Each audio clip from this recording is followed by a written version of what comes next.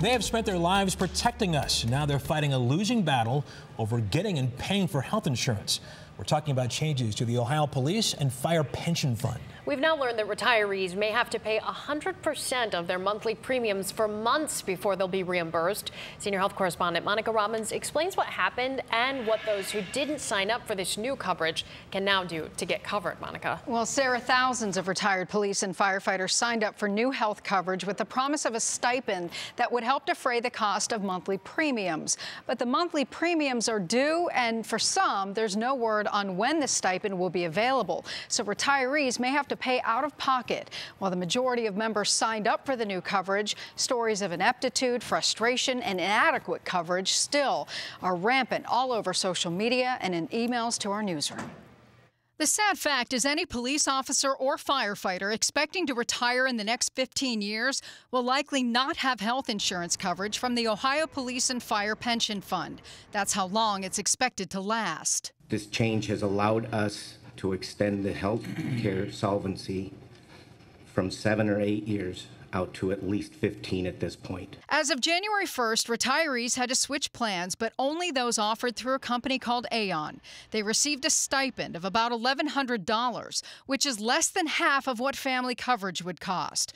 Many had to find new doctors and hospitals. But the bigger issue is the headache of poor customer service and technical hassles. I have to buy insurance from a company now I can't even get a hold of.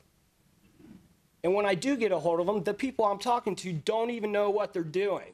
Diana Gunn is the wife of a retired Cleveland firefighter who has Alzheimer's. She sent a letter that she posted on her Facebook page to the executive director of OP&F, saying she purchased qualifying plans from Medical Mutual, but the system won't let her access her account to get her stipend to pay for it. Fund Director John Gallagher says changes needed to be made to keep the plan solvent and blames uncertainty over the Affordable Care Act.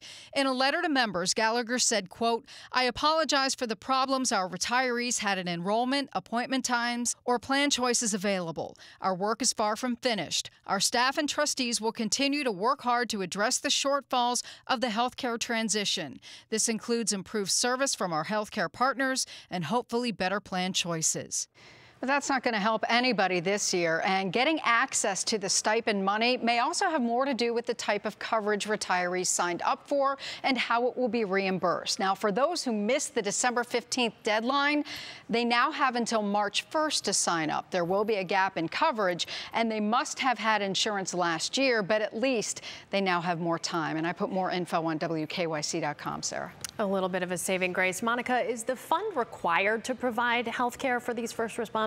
Actually, no, they are not legally obligated to provide health coverage, but they've done so since 1965 when the fund was established. However, it's likely the benefit will be totally gone by early 2030. We'll keep an eye on this. Thanks, Monica.